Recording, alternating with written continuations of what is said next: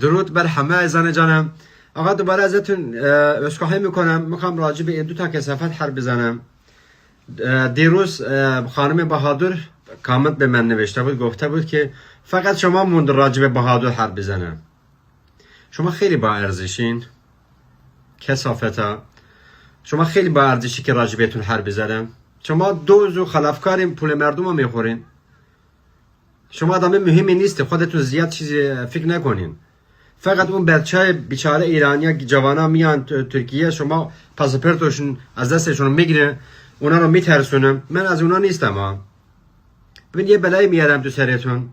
از دیروز اینقدر برام پیام اومده، اینقدر جوانا رو بدبخت در بدر کردین تو ترکیه، همشون از دماغتون در میارم.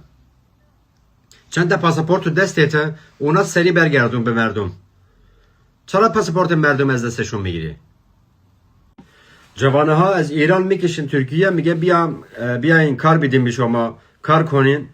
مردم میکشه پاسپورتشون از دستشون میگیره، یه جوری اونا رو میترسونین که شما قاچاق کار میکنین، نمیتونین شکایت کنی.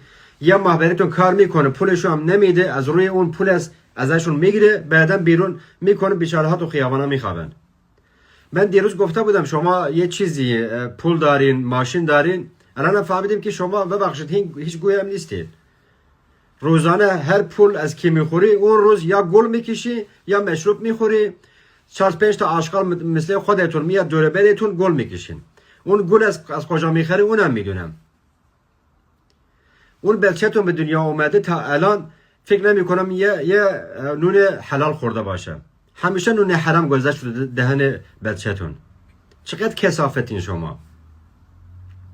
به من میگه شما موندی راجع به بهادر حرف بزنه. آقا این زن بهادر، من نمیدونستم این قدم خطرناک باشه. والا 5 دقیقه زودتر به شیطان دنیا اومده. خیلی راجبش بد حرف میزنن، میگن همیشه این سر بهادر تو بلا میذاره. میگن بهادر خوبه، این بده. نه بهادر هم بده، اونم خوب نیست، اونم دزده، اونم خلافکاره. بابا اینقدر برای خودتون دشمن درست کردین. از دیروز اینقدر برام پیام دادن، اینقدر منو زنگ زدن، راجبه شما حرف زدن برام. خیلی آدمای کثیفین شما. این خانم نیست، زن بهادر. شما باید تو زندان باشه. بهت میگه امروز یه نامه منویسم، باید شما تو زندان باشه. اون پاسپورت مردم سریع برگردون. اون پاسپورت کی تو دستته؟ 4-5 تا پاسپورت تو دستته، مال مردم سریع بده بهش. چرا پاسپورت مردم تو دستته؟